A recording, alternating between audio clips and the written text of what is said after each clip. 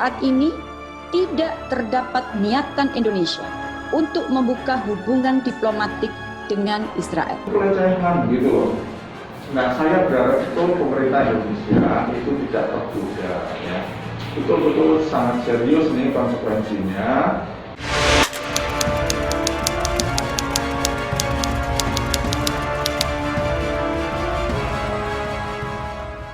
Assalamualaikum warahmatullahi wabarakatuh. Pemirsa, jumpa lagi di Rumah Pers Jogja, Ruang Informasi dan Jagungan Publik. Nah, Jagungan Publik hari ini mengetengahkan tema terkait dengan normalisasi hubungan diplomatik antara Israel dan Indonesia. Nah, ini sedang digoreng-goreng terus di surat kabar luar negeri.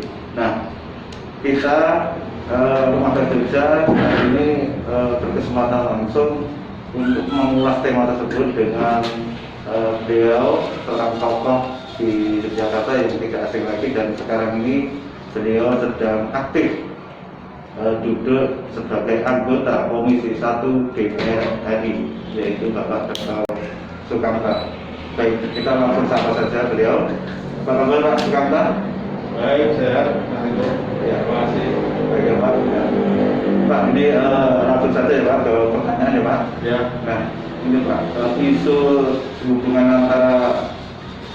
isu hubungan diplomatik antara Indonesia dan Israel ini terus digoreng oleh media Pak. Terus saat ini mengemuka terus itu ya Pak.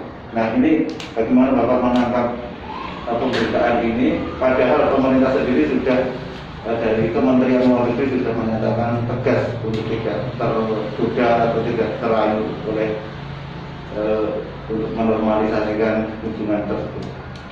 Jadi begini,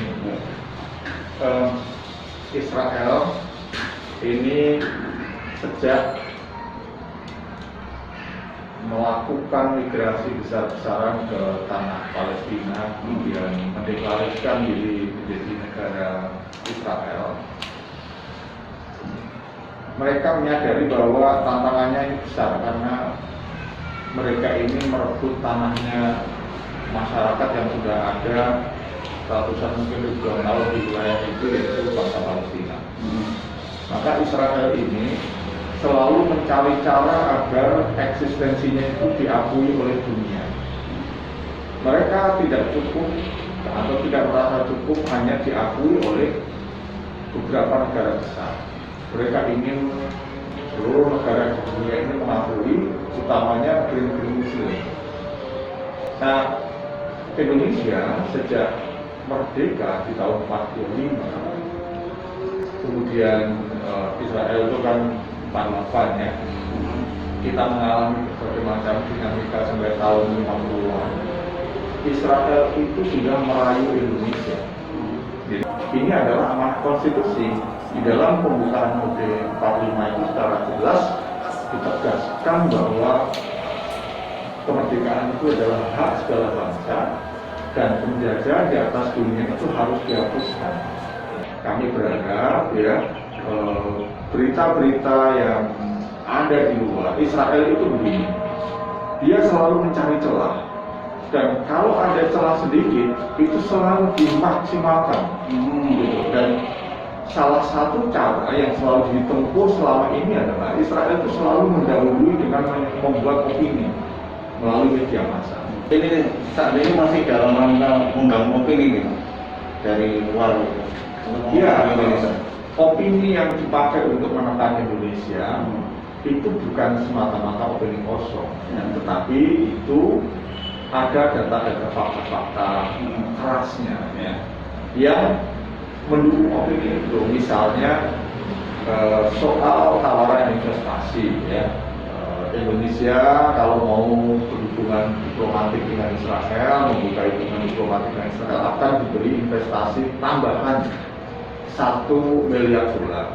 Ini investasi, bukan bantuan, bukan gratis ya. Investasi artinya bisnis. Kalau bisnis itu bukan kepentingan Indonesia saja loh. Bisnis itu yang kepentingan dua pihak. Indonesia berkepentingan ada investasi sehingga ada lapangan kerja baru, tapi investor itu punya target namanya investasi, pasti ngejar untung gitu loh.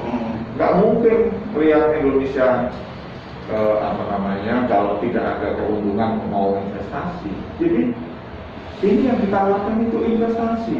Kalau investasi itu ada timbal balik begitu, artinya Indonesia dihargai sangat murah, terlalu murah oleh Israel, oleh orang-orang yang mengadvokasi Israel itu. Ya, jadi menurut saya dengan harga yang sangat murah, sementara pemerintah Indonesia harus melanggar amanat, pemerintah harus melanggar amanat konstitusi, cuma mau dikasih investasi 1 billion. Tapi Pak Anta yakin itu pemerintah dengan sistemnya menolak tawaran itu nanti Ya, apakah nanti akan justru tergoda? justru disitulah saya kira yang harus kita garis bawahi bahwa tawaran ini terlalu rendah, saya tidak ingin menjual, ya, pelanggaran terhadap konstitusi itu tidak boleh dilakukan, apapun berapapun harganya, apalagi kalau harganya terlalu murah, itu pelecehan, maksud saya begitu. Jadi menurut saya sebaiknya memang pemerintah jangan coba-coba berkompromi dalam persoalan ini gitu. Jangan mudah tergiur hanya dengan harga yang sangat murah begitu. Kalau sekali Indonesia ini prinsipnya dijual dengan harga yang sangat murah, hanya investasi 1 billion. 1 billion itu kan 1 miliar dolar. Kira-kira 15 triliun kurang. Ya, 15 triliun itu saya kira di Indonesia nggak kurang lah.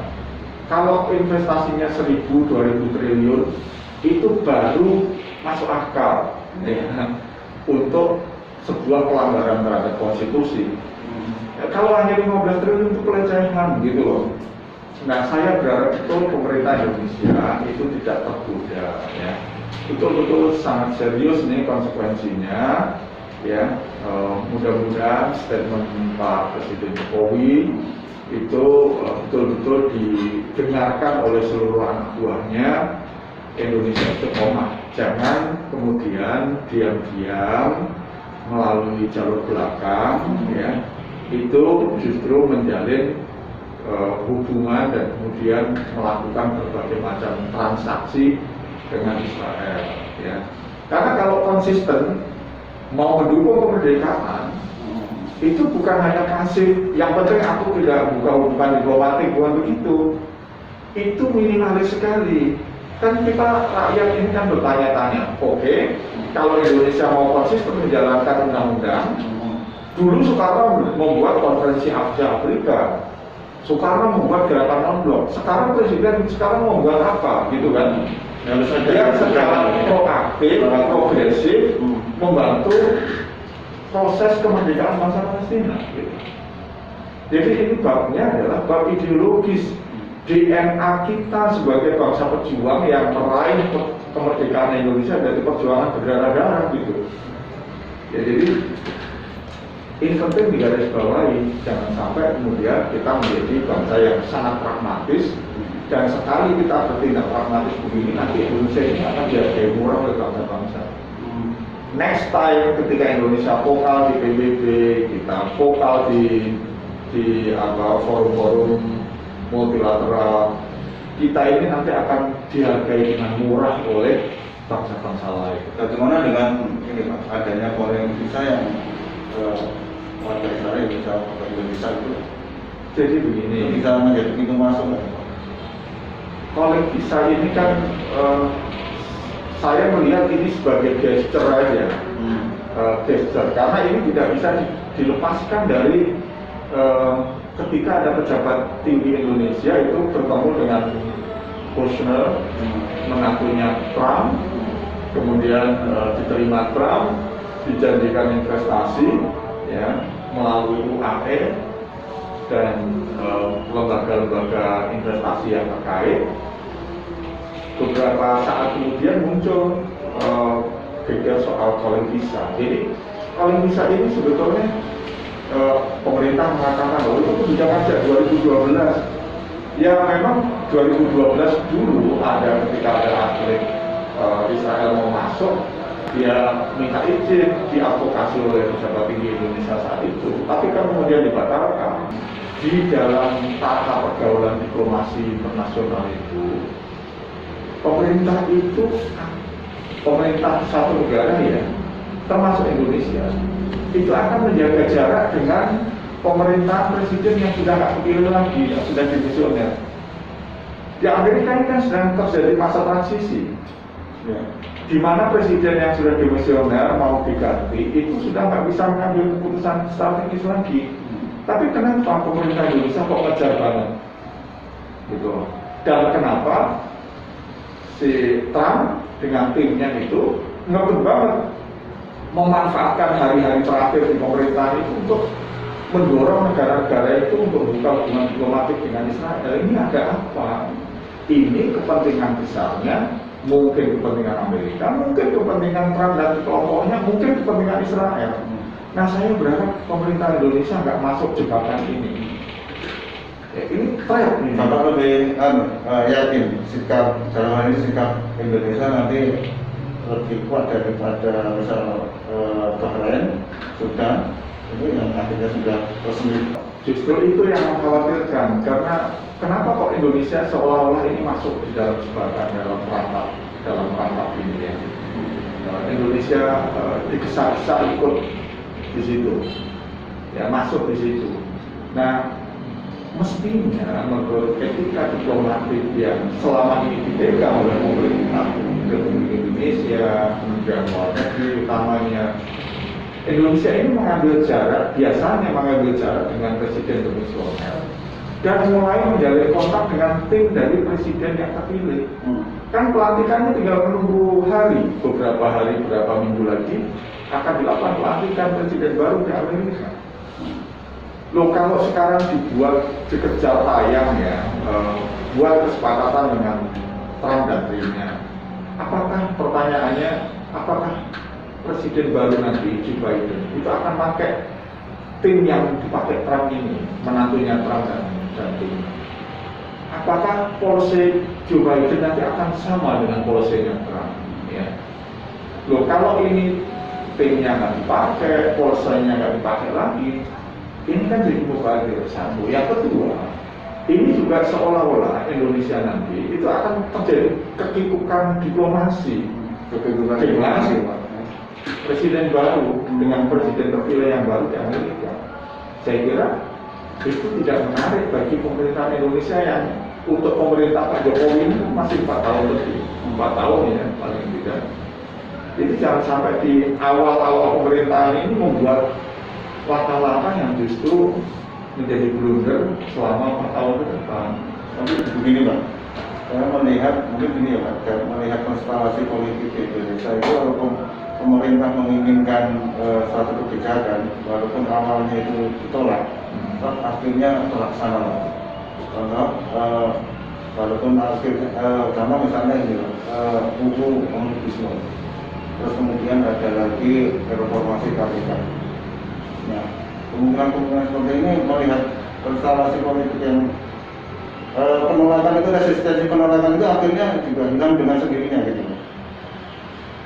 Khawatir nggak seperti ini nanti? Ya, itu memang menjadi sebuah concern ya bagi kita, ya, kekhawatiran kita, karena pemerintahan sekarang ini kan memang mayoritas di kursi parlemen ya, sehingga boleh dibilang bisa melakukan apa saja. Tetapi ingat bahwa sejarah itu akan mencatat, bahwa boleh jadi nanti 10 tahun ke depan itu akan mulai dipersoalkan orang bahwa pemerintahan Pak Jokowi ini akan dicatat oleh sejarah gitu loh. Nah, mudah-mudahan itu tidak terjadi, bahwa kita berharap catatan yang ada itu adalah catatan baik bahwa pemerintah Pak Jokowi ini masih konsisten untuk membantu kemerdekaan bangsa terjajah yang hari ini satu-satunya Palestina. Apa hukumnya Pak kalau sampai melakukan hubungan diplomasi dengan? Ya, tidak ada hukum, saya kira Hukumnya kalau misalnya haram atau ini sekecil apa lah, ini kalau vonis dari Bapak misalnya, kalau dalam agama Islam mungkin itu haram gitu misalnya. Ya, untuk hari ini pelanggaran terhadap konstitusi itu hukumnya haram. Haram ya. Ya, dan itu nanti akan dicatat oleh sejarah bahwa mudah-mudahan itu salah ya. Tapi kalau itu terjadi, itu akan menjadi tinta merah catatan sejarah bahwa ada pemerintahan yang tidak komit dengan konstitusi dan memilih berteman dengan penjajah hanya gara-gara penjajahnya menjadi terlalu kuat dan bangsa yang terjajah menjadi terisolir. Kalau itu yang terjadi, Indonesia ini akan menjadi kehilangan legitimasi sejarahnya. Kalau bicara ideologis, konstitusi seperti itu ya Pak. Ya. Nah, tapi kalau Bapak sampaikan tadi ada iming-iming dengan investasi sebesar itu, ada keuntungan sebenarnya ya Pak. Iya, tapi keuntungan itu dua belah pihak. Artinya kalau toh misalnya Indonesia dapat keuntungan, berapa sih pajak yang masuk yang diperoleh dari 15 triliun itu? Kan keuntungannya terlalu kecil, investasinya juga terlalu kecil, ya hanya $1 miliar itu 15 triliun atau ya. Jadi ibaratnya ini orang dewasa dikasih permen cecak gitu loh. Ya, kalau orang dewasa dikasih mobil Pajero gitu masih mikir kan, ini kasih permen cecak. Indonesia yang kekayaannya demikian besar, APBN kita aja 2.800 triliun nih. Masa cuma dikasih investasi 15 triliun, kemudian mengorbankan prinsip kita sih. Jadi nggak mutu lah ini, nggak mutu tawarannya. Apa yang akan dilakukan nanti Pak di Komisi 1? Ya kita terus mengawal supaya pemerintah ini konsisten ya, kita kritisi terus, kita dorong Kementerian Luar Negeri untuk istiqomah. Ya, so far track recordnya bagus, istiqomah. Nah kita berharap mudah-mudahan ini terus akan dipegang ya, sampai akhir pemerintahan, dilanjutkan akhir pemerintahan terus sampai Palestina itu merdeka. Sampai Palestina merdeka, tetap Indonesia mendukung kemerdekaan Palestina ya Pak? Kalau misalnya argumentasi negara-negara Arab saja itu sudah berdamai dengan Israel kok. Loh, dalam sejarah perjuangan kemerdekaan Indonesia itu pelopor. Tahun 45 ketika negara-negara Arab masih dijajah, Indonesia sudah merdeka duluan. Indonesia yang bersama dengan Nehru di India, bersamaan dengan Tito Yugoslavia, itu yang mempelopori konferensi Asia Afrika yang membuat negara-negara Arab, negara Asia Afrika Utara, negara-negara Asia itu merdeka gitu. Jadi emang pelopornya sejak dulu Indonesia. Jangan menjadikan Timur Tengah jadi legitimasi. Kalau pemerintah Timur Tengah ini menjadi pro penjajah, sebaiknya biarkan aja gitu. Tapi Indonesia jangan kemudian kehilangan prinsip. Emang kalau semua teman sudah berubah menjadi jahat, terus Indonesia terus harus berubah jahat juga gitu? Enggak kan? Baik, ini kita di ujung obrolan ulasan terkait dengan normalisasi hubungan antara Indonesia dan Israel. Nah, saya minta closing statement untuk mengakhiri diskusi pada kali ini. Ya, saya masih terus berharap, berdoa, berharap dan bekerja agar pemerintah Indonesia ini terus seperti yang dikatakan oleh Pak Presiden Jokowi, ya terus konsisten mendukung perjuangan kemerdekaan bangsa-bangsa terjajah, bangsa Palestina, dan tidak berkompromi dengan bangsa penjajah Israel. Tidak berkompromi dengan bangsa penjajah ya Pak. Ya, harapan kita pemerintah istiqomah, anak buah Pak Presiden mudah-mudahan juga istiqomah. Terima kasih. Baik, terima kasih Kak Tonto. Demikian tadi obrolan terkait dengan hubungan antara Indonesia dan Israel apakah benar akan dinormalisasikan atau tidak dengan tegas dari Bapak Sukamta selaku anggota Komisi 1 DPR RI ini, kita harus memegang teguh konstitusi untuk terus berjuang memerdekakan Palestina. Begitu ya Pak? Terima kasih. Saya akhiri dari Rumah Pers Jogja. Salam Rumah Pers Jogja.